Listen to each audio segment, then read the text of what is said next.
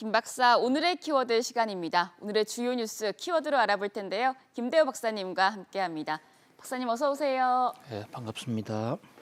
네, 오늘 5개 키워드 준비되어 있습니다. 첫 번째 키워드부터 함께 보시죠. 첫 번째 키워드는 코로나 백신 돌풍입니다. 지난 주말 뉴욕 증시 주요 지수가 상승세로 마감을 했습니다. 박사님, 코로나19 확진자가 늘어났지만 그럼에도 불구하고 지금 코로나19 치료제와 백신에 대한 기대감이 참 컸던 것 같아요. 예, 코로나 백신과 이 코로나 바이러스의 전쟁이다 이렇게 볼 수가 있을 것 같습니다. 네. 지난 주말 미국 뉴욕 증시가 비교적 큰 폭으로 올랐습니다. 나스닥 지수는 또 사상 최고 기록을 경신했고요. 다우 지수도 1.5% 이상 큰 폭의 상승을 1.44%네요. 2만 6천을 선을 다시 진입을 했죠. 네. 지금 코로나 이 확진자가 폭발적으로 늘어나는 속에서도 뉴욕 증시가 강세를 보이는 것에 대해서 상당히 이례적이다 이렇게 지적을 하고 있는데요.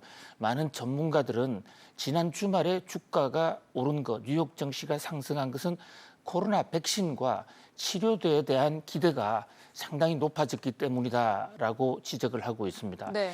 크게 코로나 치료제와 백신 관련 소식을 두 가지를 들 수가 있는데요.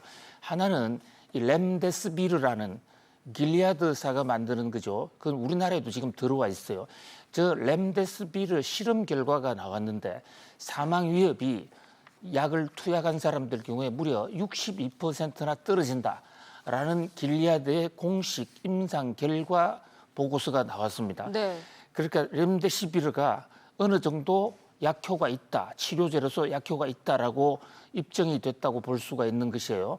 우리나라에서도 우리나라 질병관리본부에서도 지금 렘데시비르를 긴급 수입을 해서 처방을 좀 해봤는데 그 중에서 사망자를 줄이고 또 이 증상을 크게 완화시키는 효과가 좀 있었다라는 그런 희망적 결과가 나왔습니다. 네, 박사님, 그런가 하면 또 백신 동맹이 이루어졌다고 하는데 이건 어떤 소식인가요? 그렇습니다. 사실 근본적으로 이 코로나를 잡기 위해서는 치료제보다도 더 중요한 게 백신입니다. 네.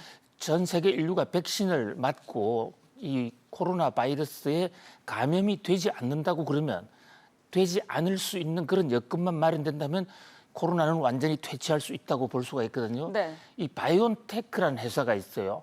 지금 코로나19 백신에서 가장 앞서가 있는 회사가 독일의 바이온테크라는 회사하고 미국의 화이자, 비아그라나 페니실린으로 유명한 회사죠. 거기다 중국 푸싱, 그러니까 미국, 유럽, 중국 이 3국 동맹으로 지금 백신을 개발하고 있는데 이 바이온테크의 CEO가 언론에 나와서 올해 중에 백신 10억 병 생산이 충분히 가능하다. 아주 호언장담을 했습니다. 네.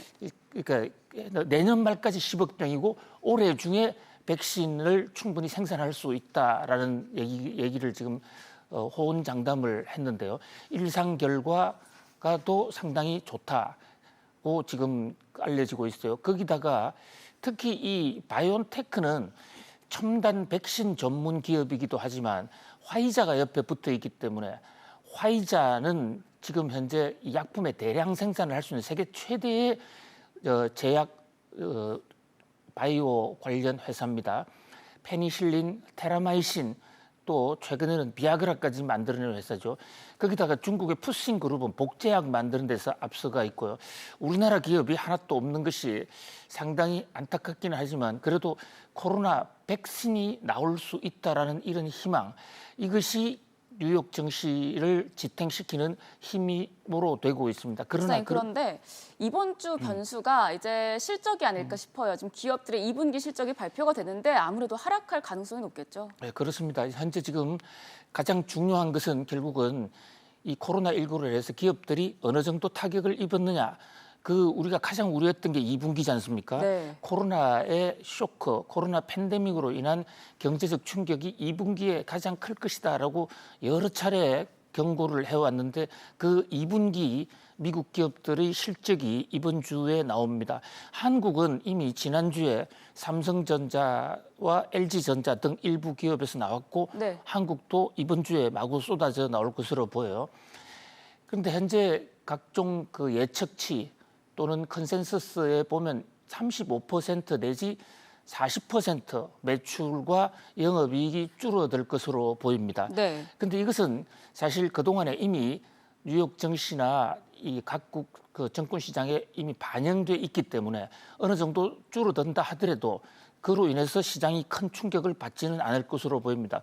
문제는 2분기 이후에 3분기에 리바운드, 반등 가능성이 있느냐, 또 기업들은 어느 정도의 재투자 전략, 재판매 전략을 세우고 있느냐 하는 것이 이제 변수가 될 것으로 보이는데요. 네. 아무튼 이번 주에 증권 시장, 우리나라 증시에도 크게 보면 첫 번째가 이 코로나 환자가 어느 정도 빨리 또 늘어나느냐, 확산되느냐, 이것이 가장 큰 변수고요. 지금 미국 과 통계 또 WHO 세계보건기구의 통계를 보면 어저께 이 코로나 확진자 수가 전 세계적으로 23만 명, 하루 기준으로서는 좀 사상 최대라고 그러거든요. 또다시 팬데믹 상황으로 가지 않느냐 그런 우려가 있습니다. 거기에다가 두 번째 관전 포인트는 코로나 백신과 치료제 개발 속도, 그리고 세 번째는 거기에 대한 지금 이 2분기 실적에 대한, 그리고 이제 또 하나는 이 테슬라라는 회사가 지난주에 주가가 또 한 번 폭등했어요. 네, 박사님 이젠 천슬라가 아니라 거의 이천슬라라고 불러야 될까 싶은데요. 그렇습니다. 예, 테슬라 별명이 천슬라. 이 주가가 한 주당 $1,000가 넘어서면서 천슬라가 됐는데 $2,000를 향해서 고공행진을 하고 있다. 그러다 보니까 이 배터리 전기차, 우리나라의 LG화학이라든지 삼성 SDI 또 그 SK 이노베이션, 여기도 2차 전지 같은 후폭풍을 받고 있는데요. 머스크의 경우에는, 테슬라를 창업한 머스크의 경우에는 주식 가치가 늘어나는 바람에 세계 최고의 부호 중에 한 사람인 그 워런 버핏도 끊고 지금 세계 7위로 올라섰다, 이런 얘기입니다. 테슬라의 돌풍, 천슬라, 2천슬라의 돌풍이 과연 이번 주에도 계속될지 매우 귀추가 주목되는 순간입니다. 네, 이어서 두 번째 키워드 보도록 하겠습니다.